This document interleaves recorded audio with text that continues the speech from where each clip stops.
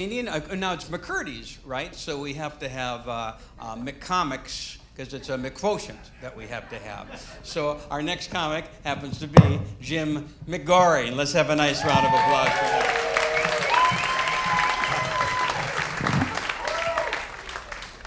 Oh my, I have not been this nervous since the first time I got into a girl's pants.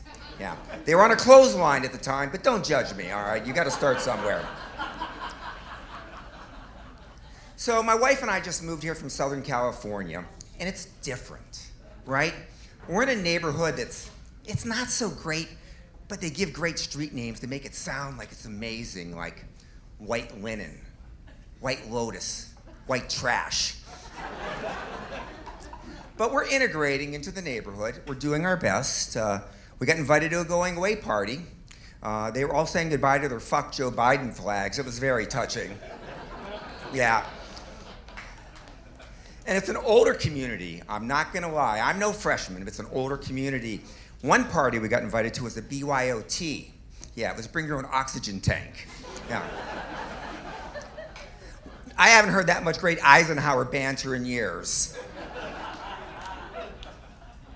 My wife Karen is out here somewhere, and she hates that Karen meme. Do you guys know that Karen meme about the entitled, spoiled white woman? Yeah, she's nothing like, well, maybe a little bit. But she says, why is it always about women, or Karen? I said, honey, it was about men long, long before that. She said, what do you mean? I said, you know the expression, don't be a dick. Yeah. Yeah. Names are funny, right? I got a buddy named John Faggot. You gotta be a tough guy. Seriously, you gotta be a tough guy with a name Faggot. His kids hated the name, despised it. So when they got older, they changed their pronunciation to Fagot. Yeah. Unfortunately, they found out that meant faggot in French. Yeah, sad, sad. So I'm 10 years older than my wife. I got married at 44, as I called a touchdown and a field goal. And I felt bad about that until I thought about Bill Belichick, and he's 6 touchdowns and 2 field goals older than his wife. Or his girlfriend, Jordan Hudson.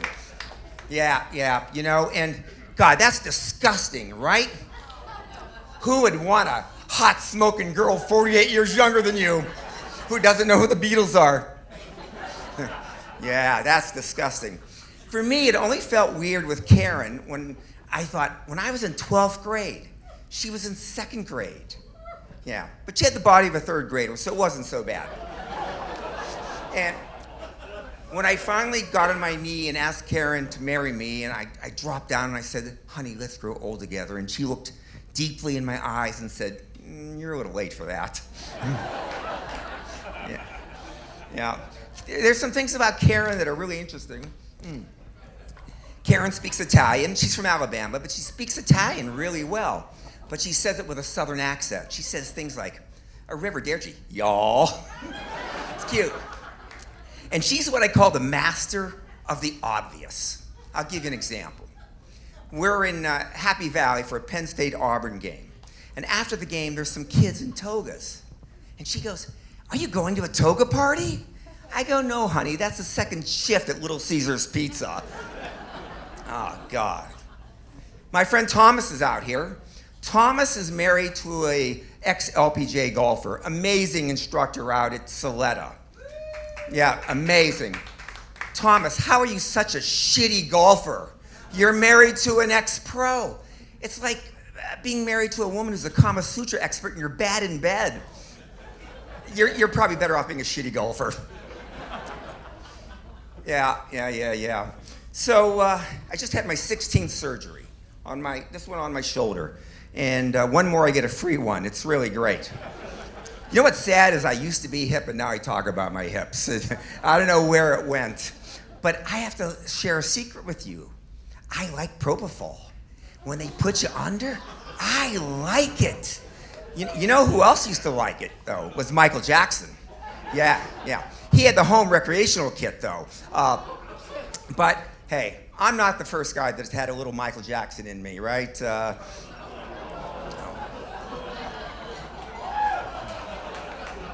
Listen, I don't think he heard.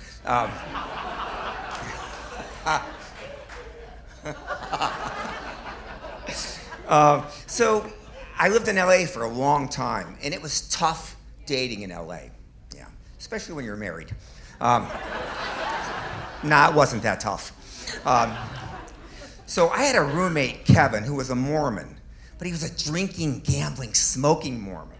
Yeah, I called him an oxy-Mormon. Yeah. And Kevin had no game. He had no game at all. And then he starts going online, and the fish are jumping in the boat. He was like the Hugh Hefner of Mormons. I mean, it was unbelievable. You know, he's walking around our house now because he's getting lucky all the time with the robe half open, that Mormon missile swaying back and forth, ready to launch. You know, he was so cocky. I think he banged half of the Mormon Tabernacle Choir after that, and I was so jealous. I had no game. No game. When I was in college, I used to give myself a roofie because I knew somebody had to take me home. Yeah.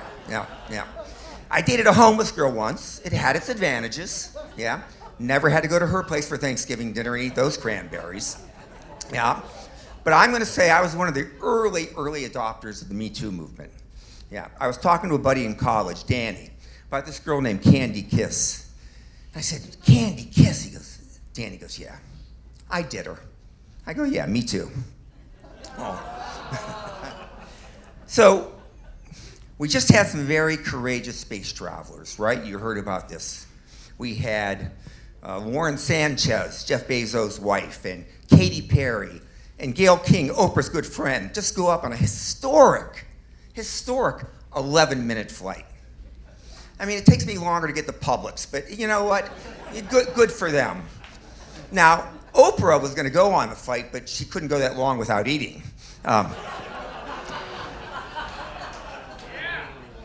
That's not true. They had snacks and tang for her. She just couldn't listen to Katy Perry babble for that long. But we have not seen women this brave. Oh man, I need some water. We have not seen women this brave since P. Diddy's last freak-off party. Now, there were no astronauts, but there was plenty of Astroglide. Woohoo! They were slipping and sliding, and they were flying high, P. Diddy high. I think I see Uranus.